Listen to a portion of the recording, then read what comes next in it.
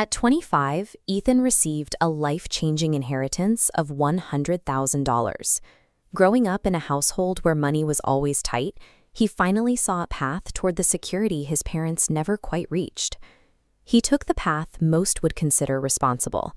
He put a down payment on a house, replaced his aging car with a reliable model, helped his family with their bills, and used the remaining cash to seed a new business. These choices provided immediate utility. Ethan had a roof over his head, a car that wouldn't break down, and a venture of his own. For the first time in his life, he felt he was winning the financial game. He was convinced he had made the smartest decisions possible.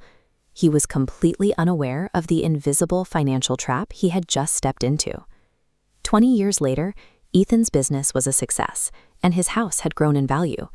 But during a lunch with his old friend James, he realized his definition of success was missing a critical dimension. While Ethan spent 2 decades managing a business and maintaining a property, James had lived a relatively modest life. James didn't flip houses or trade stocks daily. He simply held on to a smaller inheritance he'd received at the same age. The discrepancy was staggering. By simply leaving his money in an investment account and never touching it, James had accumulated several $100,000 in liquid assets, wealth that didn't require a single hour of his labor. This is the reality of opportunity cost. Every dollar Ethan spent on a physical asset was a dollar that could no longer work for him in the background. The house and the car carried a hidden price tag.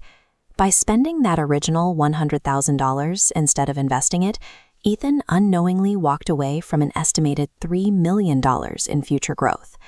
To see how James eclipsed Ethan's hard-earned success, compare these 2 paths. James's strategy relied on the single, difficult discipline, resisting the urge to spend and letting the initial capital sit in the market. This is the engine of compounding. The initial investment generates a profit, and eventually those profits start generating their own returns. It creates a snowball effect, where the money begins to grow independently of the person who earned it. Over 20 years, that snowball turns into an avalanche. The passage of time acts as a multiplier, turning the flat baseline into an exponential curve that eventually dwarfs the original starting amount. James's wealth came from weaponizing time, rather than possessing secret market knowledge or perfect trading skills. He simply allowed the math to do the heavy lifting. At 45, Ethan began a frantic attempt to catch up. He slashed his expenses and funneled every spare cent from his business into the market, hoping to recreate in a few years what James had built over decades. Then the market crashed. As his portfolio values plummeted, Ethan felt the same financial stress he'd known as a child. His first instinct was to sell everything and walk away before he lost it all. James stepped in with a warning. Acting on that fear would turn a temporary market dip into a permanent, irreversible loss. He convinced Ethan to stay the course, even when every headline suggested otherwise. Ethan held on. By the time he reached 62, his aggressive investing finally paid off, and his portfolio crossed the $1 million mark. Yet, even after 17 years of pouring massive amounts of money into his accounts, Ethan was still millions of dollars behind where James had landed with far less effort. It's a harsh mathematical reality. A high income in your 40s cannot replace the compounding power of a small investment in your 20s. Late in life, Ethan found a forgotten letter from his grandfather that had been tucked away with the inheritance papers. It urged him to stop asking what money could buy and start asking what it could become. From his decades of trial and error, Ethan distilled 5 rules. First, start early, regardless of the amount. Second, acknowledge that every dollar spent today has an opportunity cost in the future. Third, James's success showed that consistency is more effective than trying to time the market or find a big win. Fourth, Ethan's own experience with the crash proved that a portfolio must be shielded from the investor's own fear. Fifth, wealth is a quiet, multi-decade process.